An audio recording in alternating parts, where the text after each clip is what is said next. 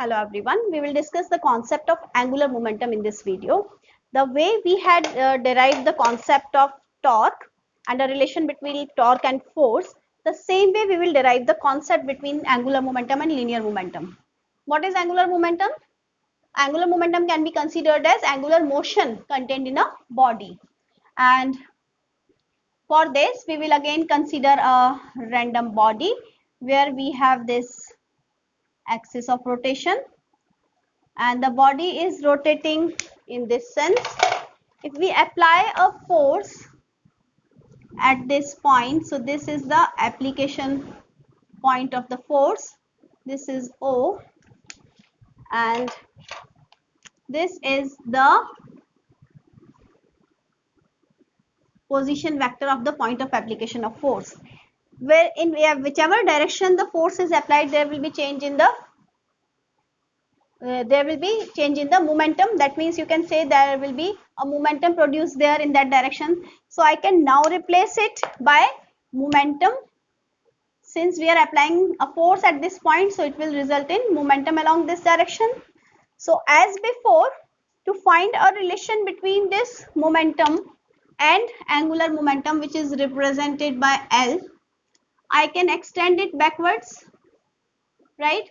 And what will be the perpendicular direction? The perpendicular will be this. This can be considered D. So here again L can be written as, that is angular momentum can be written as the linear momentum into perpendicular distance, right? As I told you that whenever we derive the rotational analogues of linear quantities, we always take its moment. Taken moment means multiplying by the perpendicular distance. So that means L is equal to P into D, and P as it is, D can be written as R sine theta. If we say that theta is the angle, this, so this will be vertically opposite. The same diagram as we had drawn for force case and torque case, right? The only difference is that we have written momentum at the point of application of force. So from here, if we write the vector form, I'm directly writing it now. In vector form, L vector can be written as R cross P vector. And again, L vector will be in a direction of torque. That means it will be perpendicular to the plane containing R and P, right? L is perpendicular to R and P. L is a vector quantity. You can find the unit also. Unit of L will be momentum mass into velocity, that means kg into meter per second into distance is meter. So this is kg meter square per second, right? Similarly, unit of torque we had not written there. So torque is force into perpendicular distance. So this is Newton meter, right? Now we can take a concept where we will derive the relation between angular momentum and torque. We know the relation between linear momentum and force, right? So I'm just rubbing it.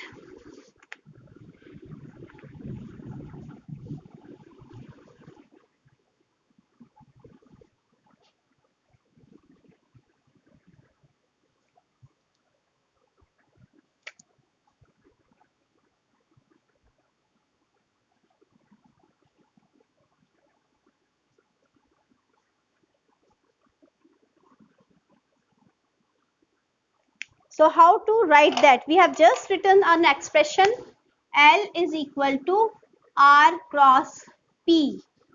Now here we need to recall the product rule of differentiation which we studied in earlier in straight line chapter. So for product, if we take the product, differentiation of the product, let's take the formula that d by dt of uv. So here we write u, that means first function. If I'm writing it like this, only first and second function.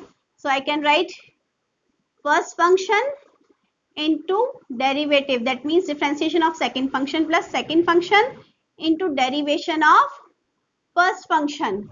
But here we have to be very careful while applying this formula, because cross product is not commutative.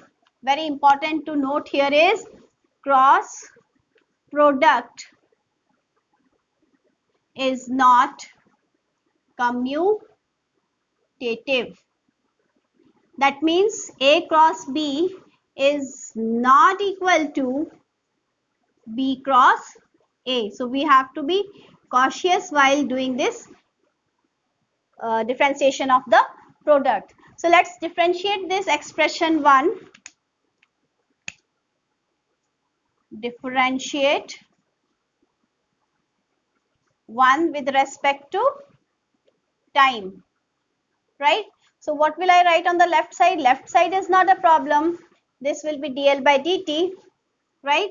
And here I have to find the differentiation of the product of these two by taking care of this point. So first function, right, cross differentiate, cross is what? Cross product. So that's why that means first function into means cross product over here, d by dt of p vector plus, I can't write second function before this, so I'll write second function as it is in its sequence wherever it is, second function into differentiation of the first function, right? So I can't change the sequence here. Otherwise, I would have simply written p cross dr by dt, but we know that p cross dr by dt is not equal to dr by dt cross p. So I'm not changing the sequence, I'm not touching the sequence, I'm simply differentiating first, differentiating first and keeping the second as it is, and taking differentiation of second, keeping first as it is, right? So this will be easy for you now. This will be d by dt and this is r cross, this can be written mass into velocity. So d by dp by dt, no, here dp by dt can be written as force, plus here we will replace momentum by mass into velocity. Now we know dr by dt is rate of change of position vector. So I can write this as v cross mv. Yes, and this is as it is on the left side.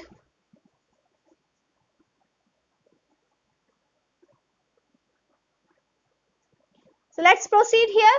We know that r cross f is what? R cross f is torque, right? Plus I can take m common here. M is a scalar quantity, I can keep it separate, and this can be written as v cross v. Now recall the concept, self cross product is 0, because we know that a cross a is magnitude of a, sine of angle between a and a. Angle between a and a is 0. So self cross product is always 0. So I can write dl by dt is equal to torque plus 0. That means dl by dt is equal to torque. Now from this relation, we can write a very important law, that is law of conservation of angular momentum. So I am writing over here only law of conservation of angular momentum. It states that if we look at this expression, this is our expression 2, suppose. So from 2, if torque external is 0, then dl by dt is 0. That means L is equal to constant. So how can we make the statement? We can make the statement as before. It states that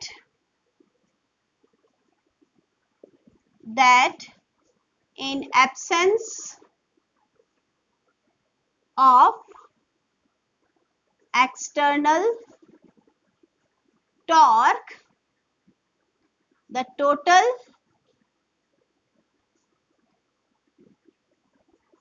total angular momentum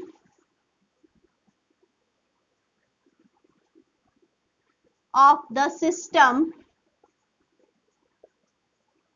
is conserved. Hope you understood this topic. So that's all for now. Have a nice day.